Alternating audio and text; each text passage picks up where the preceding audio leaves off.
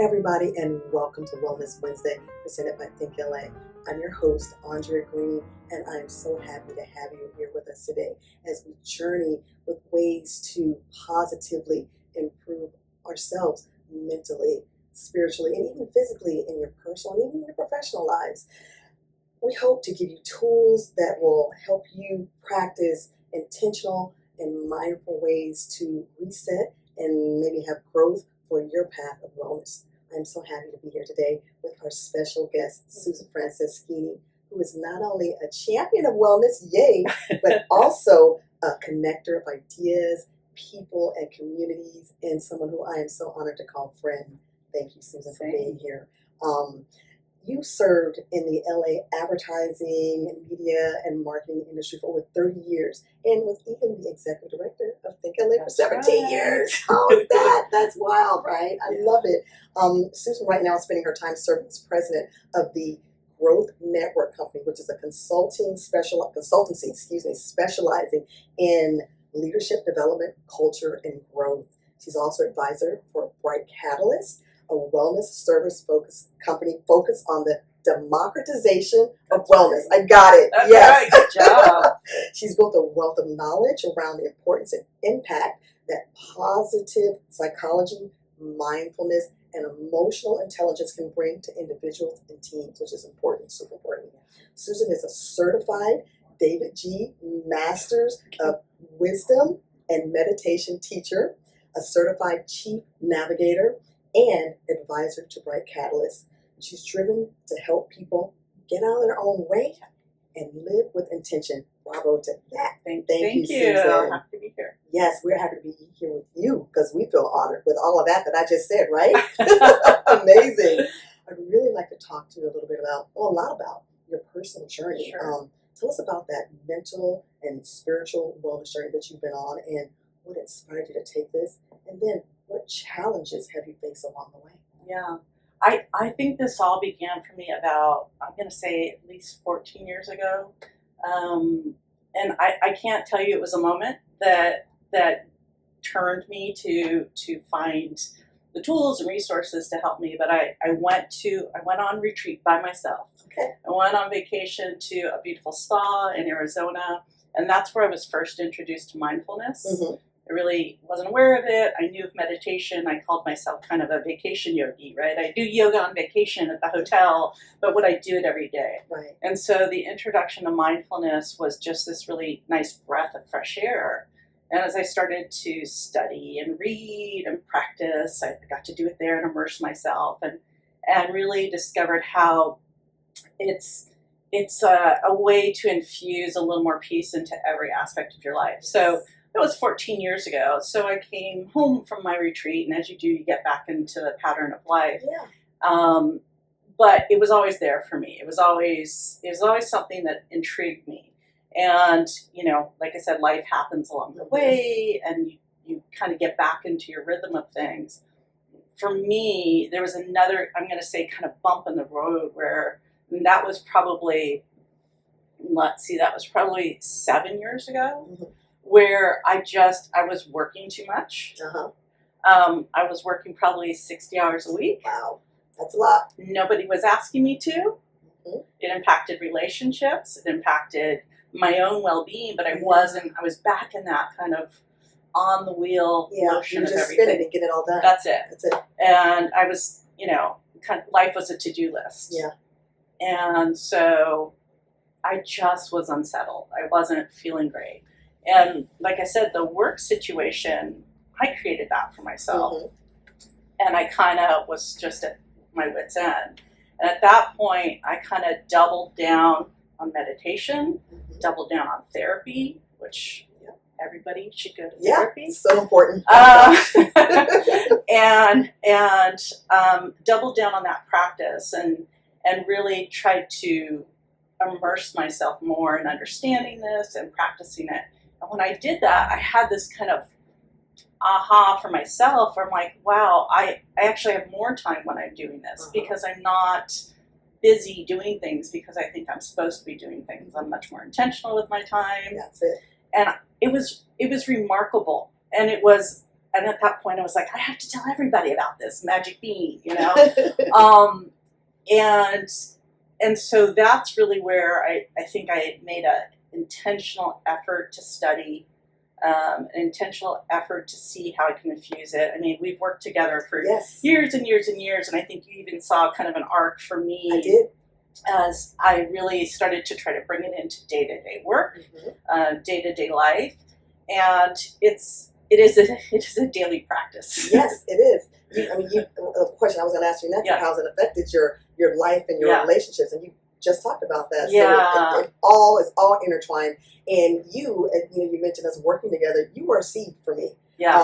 Because I remember when we first met, one of the things you talked about was meditating. I'm like, I can't do that. Yeah. Nope, not a thing. It's scary. Like 3 minutes, 2 minutes. I remember lying in the conference room on the floor one day and thinking, okay, I'm going to put this timer on. I'm going to do it. 5 minutes. Going, okay, I did it. Ooh, it was a minute and 30 seconds. It is so important to be intentional about it, as you were saying. You really, a lot of us just get ourselves into that mode of, I'm working and I'm working and I'm working. But when you actually take the time to say, I'm going to be intentional about the work, be intentional about taking care of myself, my mindfulness, my wellness. It's intentional. It really is. You have to put some thought into what you're going to do to take care of yourself. You do, and I'm a big believer in, every day you begin again. Yeah.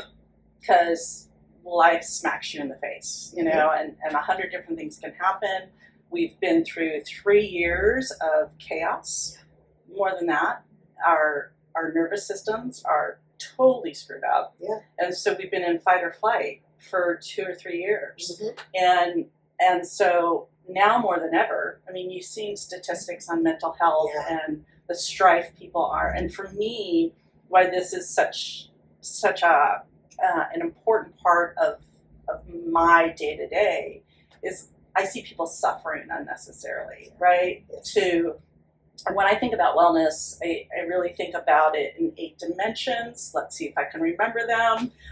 There's physical, emotional, intellectual, social, environmental, financial, occupational, and spiritual.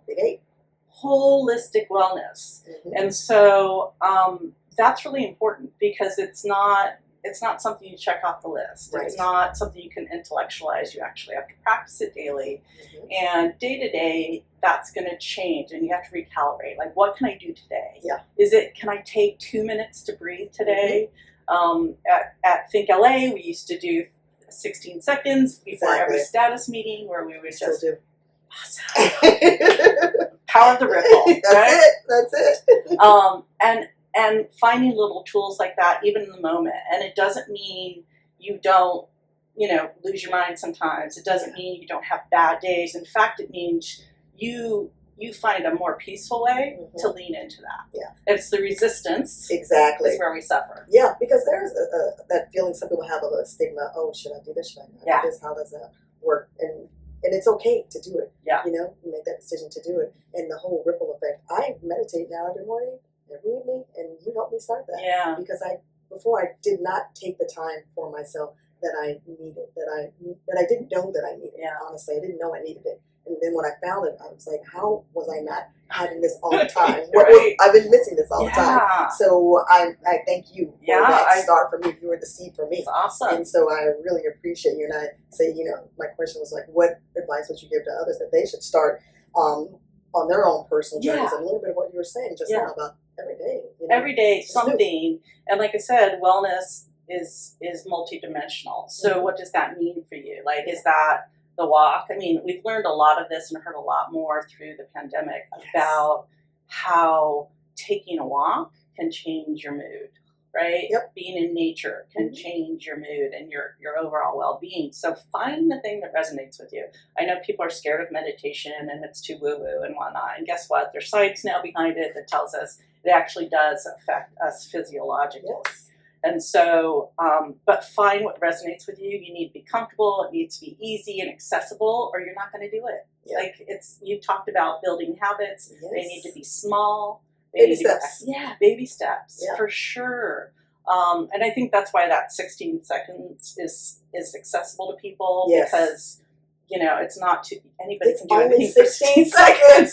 You can do that. You can do that too. So again, I think in my work with Brite Catalyst too, one of the things we're really trying to do in democratizing wellness is finding a way to make it more accessible to people in a safe space, because social, cultural stigma around taking care of yourself, around getting help in whatever form that is, or just educating yourself. Yes. Right? Yeah. Like, I don't even know what these emotions are. Yeah. I don't know what this anger is. Oh, it's actually grief. Yes. Okay, Yes. how do I process that? And we're all walking around with trauma, little t trauma, big T trauma.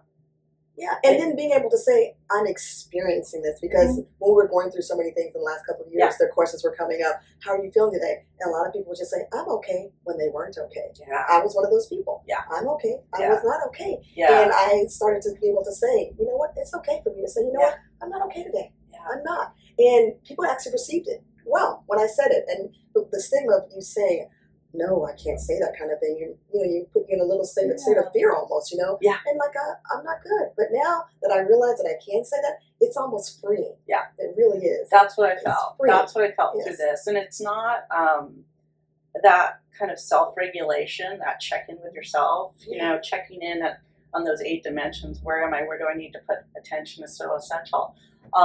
And there are days where you're just off, and sometimes you can't identify what it is. And you're like, hey, it's a no people day for me. Exactly. It's a no and people it's okay day. to say it's okay. It's one of those days. Yeah, and it happens. So there's not great enlightenment through any of these tools. It's just moment to moment that you find those things.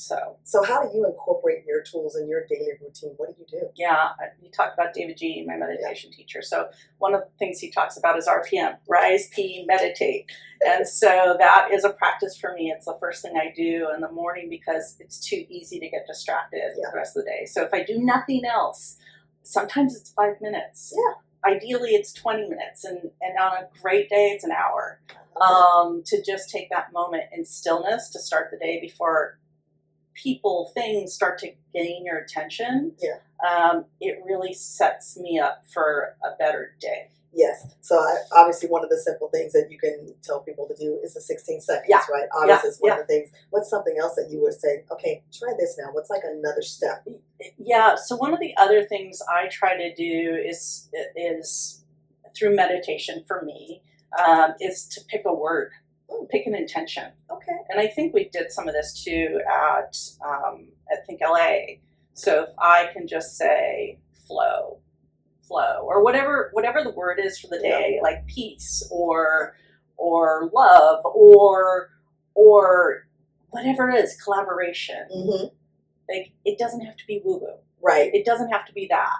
It doesn't have to be that. Yeah. And just having a word or just breathing, right? Is so key. It's free, it's accessible, it's anywhere.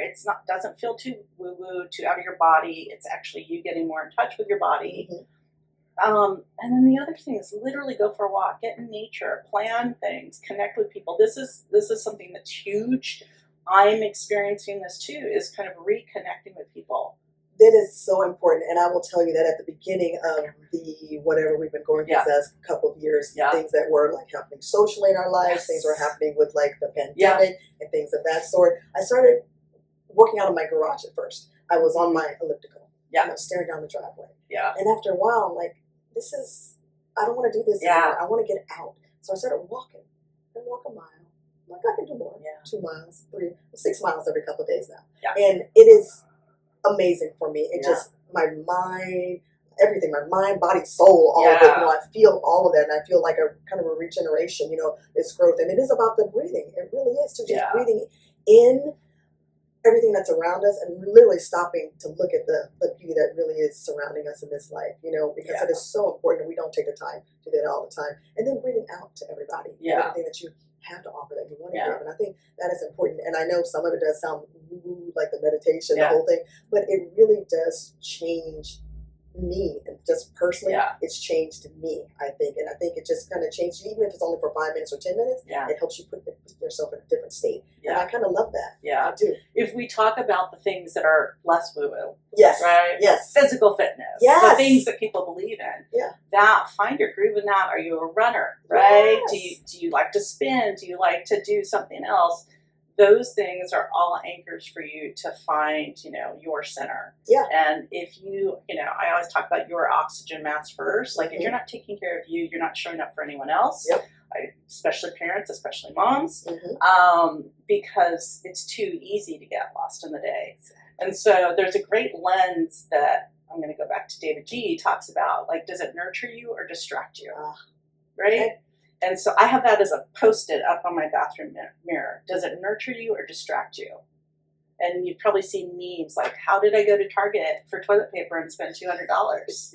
That's a distraction. Yes. So taking a minute to go, what is that actually about? Oh, I'm lonely, or I'm angry, or whatever. Like, we don't know how to identify and articulate our emotions. If we spent time there, we'd have a happier planet. Sounds idealistic, but it's true. We don't know what it is, so it manifests and it comes out on somebody else. And you take it into that meeting, you take it into that interview, it shows up somewhere. Yeah, absolutely. It shows up somewhere. So what is that about? And so through getting still, or writing, or working with a therapist or a coach or whomever it is, or a friend, to kind of go, oh, that was connected to that. Yeah. This kind of leads a little into the next question. What are some of the obstacles that you found yourself that you have bumped up against, and you said, okay, how do I get through this? What do I do? Yeah, and that still happens. It's going to keep happening. I will tell you one thing that I think is awesome. I was in 9th grade psychology class. I had a teacher who said, the wind's going to blow. It's a matter of how you set your sails. Well, I like that. Right? Not a week goes by that I don't say that. That was 9th grade. And so thinking things are going to be calm all the time is just unrealistic. Not realistic at all. So it's not going to happen. So finding your balance in that, going, okay, that's a horrible thing that happened, whatever it is, but what can I do to control that? What can I do to affect that? What can I do to find peace? I talk about becoming more of an observer. Like, that's happening, that drama, whatever it is. I don't have to be part of that, but I can look at it and say, how can I affect change? What role do I want to take into it? So for me personally, like, there's 100 things that happen. A disagreement with a family member too. I went through, my parents both passed away in 2016, right? So I doubled down. That's when I studied to become a meditation teacher. That's when I doubled down on therapy too, because I wanted to show up. And, too many people I knew said, oh, if I only had another day with my mom or dad. I'm like, I want to step into this with nothing left unsaid, nothing left undone. So I felt like I could do that with them, And so those are the things you have to kind of look at intentionally and go, I need some help and support through this. That's great advice. So people who might be struggling themselves, to really feel that way. I really resonates with me what you said about, looking at certain situations and just stepping back, and just like really saying, okay, you know what, I don't have to be in that. I can look at it and say, okay, what can I do to maybe reset myself? To say, okay, how do I approach that now in a different way to navigate it and be okay, or maybe not be okay, but be able to at least work my way through it, around it, over it, whatever I need to do. It's just too easy to get caught up and feel like, the other piece of this, or one of the other pieces of this too, is like, I don't know what's going on in your world day to day. I don't know, like, you showed up angry. Who knows what happened? Right. So we have a little more compassion, understanding. It doesn't mean you have to be a dumping ground for people. Right, exactly. But it also doesn't mean I have to assume malintent from you. Exactly. You don't know what anybody's going through. You don't know. So checking in. Are you okay? Yeah. Is everything okay? What's going on? You're a little on edge, right? Exactly. And those things really kind of matter. And I think that observer role, people ask what was the best benefit of meditation was for me, and it's the ability to respond versus react. So it gives me a gap to not, as G says, burn down the village. I love that. Right? Like, I'm coming in, guns blazing, I'm going to fix everything. Yes. No, take a step back, breathe. What do I actually need to do here? For me, what do I need to do? Or for the group. It's important. If you're a leader, like, you've got a team you're managing. How do you show up for that team? Right? How do you intentionally hold space for people? Right. Especially in a work environment. I know we're people are here like talking about career stuff. That's the occupational part of wellness, right? Exactly. You have to intentionally work on yourself. You have to intentionally practice self-reflection. Yes, you do. And look for your blind spots, you know. And talk to yourself in a positive manner as well, too. That positive self-talk is good for you. It is. I mean, sit in the mirror saying, I'm good. I deserve good things to happen to me, or I am loved, or I'm giving love, or whatever it is you want to say, or I'm good at my career. I am good at what I do. You know, remind yourself of that.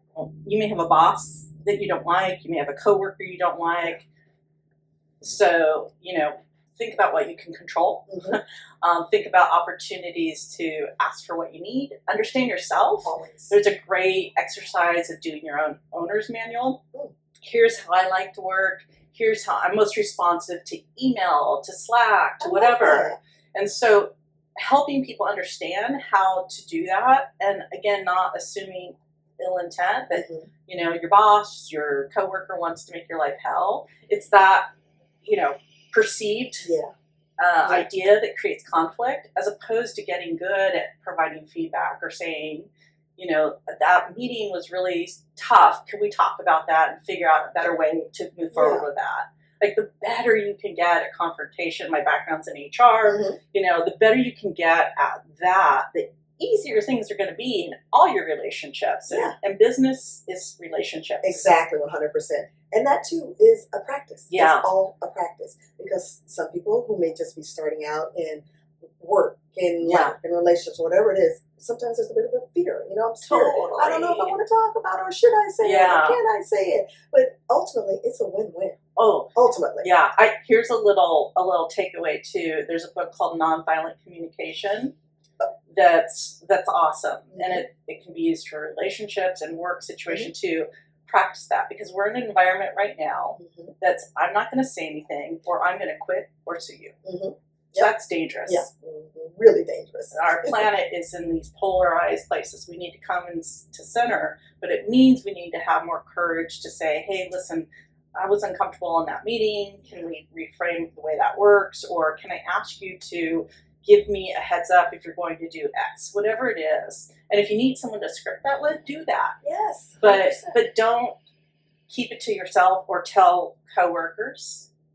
That's creating more stress. So again, look at your responsibility, look at what you can do, and practice that, even when it's uncomfortable. Exactly. That's the edge of discomfort, is where you learn and grow. Exactly. You have to be uncomfortable to get comfortable. Yeah. You know, I always said that. Totally. You know? And, you know, it's teachable moments, learnable moments, Yeah. all around for everybody. You know, whether it's your boss, whether it's your coworker, whether it's the person in a relationship with, all of the above, all teachable. You know, and that's how we communicate better. Yeah. That's it. And saying those words, communicate better. It's easy, right? The hardest thing to do in the world sometimes. It is. Especially if you don't practice it, you're afraid of it, you don't know it, you weren't taught it.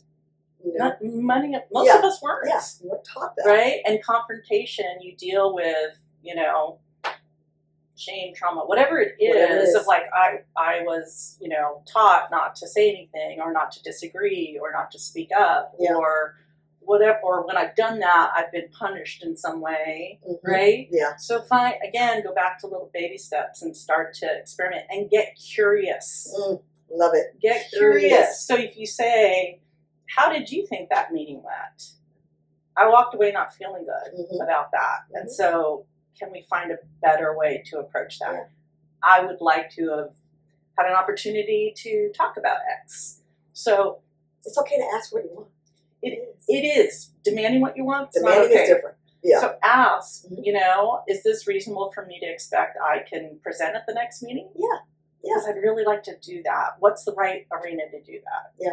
Exactly. That kind of thing. This is great. I feel like that. It's like a little book of all the tools. Well, we don't get to do this as often as we used to have these conversations. We could like walk into each other's office right now. I always laugh and say, you know, when I check in with everybody in the office, I'm like, so normally I'd walk into your office, but I'm in a box right now. So and that's the other thing too. I think it's really important to talk about. We're still living in a Zoom world, and so that makes relationships much more transactional. And where do we get depth and intimacy and richness and relationships and connection? It's when we're doing this. Exactly. And one of the reasons that I specifically have one-on-ones with everybody, because I know that we need that. Yeah. And we're missing that part of walking into someone's office or going to the water cooler, having those moments. So specifically, one-on-one, let's just talk. Yeah. How are you doing? You know, there are some work things we'll talk about, but definitely, how are you doing? Yeah. You know, and be honest with me. Are you okay? Are you not okay? And how can I help you? Yeah. Because I also want to make sure that I'm giving you the tools that you need. Right. That's it. Right. So, Susan, this has been amazing. Awesome. So good. So if you had to say, and I can't even choose because we talked about so many things today. That's true. Like, if you said the top 3 things, you know, I know 16 seconds. Yeah, you know, I definitely 16 word. seconds. I mean, think about that. You know, before you walk into a room, send the email, just take 16 seconds, and that's also called box breath. You breathe in for a count of 4, hold it for a count of 4, exhale to a count of 4, and hold it to a count of 4, and then breathe normally. Get rid of that stuff that does not serve Just reset before you enter into a conversation or meeting. So that's one great thing too. And I'd say, you know, that getting curious, becoming more of an observer is a really important tool.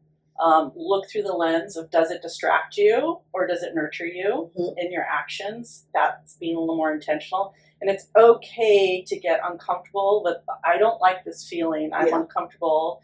I mean, there's a full spectrum, right, of, you know, anxiety and everything that's very real and needs, you know, elevated care. Right. But in the moment, to be able to just say, I'm anxious today and here's what I need, or I need to talk to somebody about it. And talking to somebody about it, again, starting with a friend or finding resources. That's, in Brite Catalyst, that's what we're trying to do, to gather a place where everyone can actually find resources and tools to do that. Because I think, you know, you go to Google and you don't know what to type in. Right. Like, I don't feel great. What do I do? Yeah. So again, that's what we're trying to do. So more to come on that, but I think those are a few things. Just start small, baby steps. That's it. Gotta remember that. Baby steps and breathe. Take a deep breath. Yeah. I love it. I think that's a good place to start. Thank you for inviting me. Are you kidding me? This was, as I said, an honor. I love this. You guys, thank you everybody for joining us for this great conversation with my friend Susan. It's been wonderful. And I hope that you have heard something that you can put into your daily routine, hourly routine, weekly routine, whatever it is, to help yourself mentally and spiritually. We really hope that you do that, because it will help you so much in the long run. So, and with that being said, please follow us, any of our socials with ThinkLA. And Susan, you can follow her on your LinkedIn, right? Find me on LinkedIn. Find her on LinkedIn and connect with her there. She's got wonderful things to say, to do for this world. It's all coming. I'm so looking forward to much more from her. And with that, as always, in this present moment, be well, be safe, be kind. And remember, you are so more than enough. Bye, y'all.